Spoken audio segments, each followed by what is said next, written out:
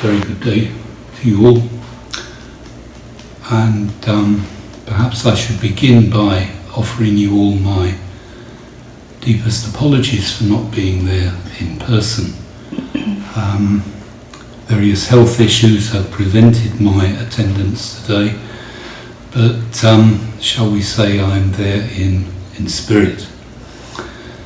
My first address to graduating students was in 1998, that is 23 years ago, and never had I imagined that one day I would be delivering such an address from the comfort of my own home in front of a camera. But things change, life changes at times quite dramatically. My sincerest congratulations to every one of you. In most cases, after 15 years with us, you have accomplished successfully your time with us, and you are now on the point of moving further on into further education. I repeat my congratulations to every one of you. And you've managed to do that despite the difficulties, the obstacles that have been put in your way in the last year with us. But as I say, you've managed that success, I think, because you have reacted to the situation with maturity, with intelligence, because quite frankly you have had no real control over what has happened at all. But as always, it is a question of how we react to such situations, and I repeat that I think that you have reacted admirably given that situation. I just wonder at times whether in situations like this we think deeply enough about what in fact is behind this, that firstly, that I think we can understand that life is full of uncertainties, that we were all pleasantly going along a path, yourselves included, and you are looking forward to various events in the last year of your time with us, which suddenly, as I say for no reason, where you were involved yourselves, this changed quite dramatically. That uncertainty, I think, is an important factor that we always need to bear in mind. But at the same time, I just wonder whether what has happened to us all and the situation that we have lived throughout the last 12 months and continue to live, whether it has brought home to us the fact that if we stay within the world of international education, whether we fully understand, or better understand, the, yes, I think, suffering that has gone on throughout the world over the past years, whereby no solutions have been found, and perhaps not even sought. I have put together a few examples for you that there are just so many, it is quite unbelievable, but I've chosen 4 or 5 examples very briefly to make the point that I think is important for us to understand. The first comes from Nigeria. Nigeria has been in the news quite recently because of the quite appalling kidnappings of young girls that has taken place recently, not the first, unfortunately. But just to mention Nigeria, since 2009, 2010, just to use the numbers here, about 800,000 school children have been displaced due to terrorist attacks.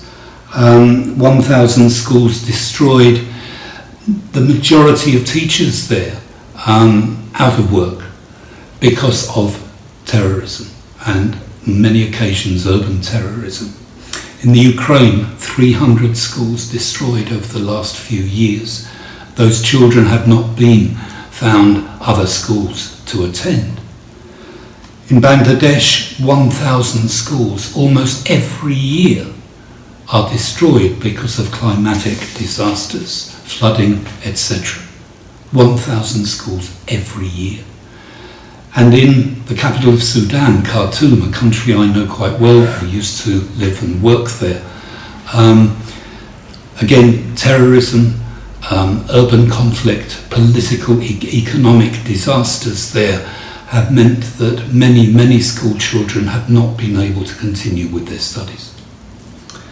The conclusion of all of this, according to UNESCO, is that 1 in 4 of all school children throughout the world, 1 in 4, we're talking here some 500 million young people, are without proper school education. 500 million. Which means that whole generations are suffering. Whole generations do not have a future ahead of them. And not only in terms of themselves and their own families, the whole country itself suffers as a result of that. Now, this is an ongoing situation, and I repeat, I'm only talking about 4 or 5 examples here. I could have mentioned many more. Yes, we have become, shall we say, coronavirus concentrated, and quite understandably so. The numbers of people who have died has been absolutely enormous, and I think fully understanding that situation is part of why we're here. But at the same time, I repeat, I think we need to put all of this into a global context and understand that there are far other situations that need to be dealt with as well, and which we haven't done a good job with at all. We need commitment, we need solidarity, we need respect, we need above all else volunteer. The ability to stand up, to be counted, to say, this is enough, we cannot take this kind of situation anymore. And therefore, for that reason, I think we need you. We need the young people here today who are going forward, who are going on to further education, who are going out into the world, to take these issues, to look at these issues, to fight for what is right, and to, at the very least, try to put these things on a correct path. And this is why graduation is so important. This is why your 15 years at school is so important. This is why international education is so important. I congratulate you all once again, in the hope that, yes, your personal success, your success within your own profession in the future will be guaranteed, in the hope that within your own family you will achieve the happiness that you deserve, but at the same time that you bear in mind the need to branch further afield and to look at what is happening in the world and to offer all you possibly can to do what is right for our fellow human beings.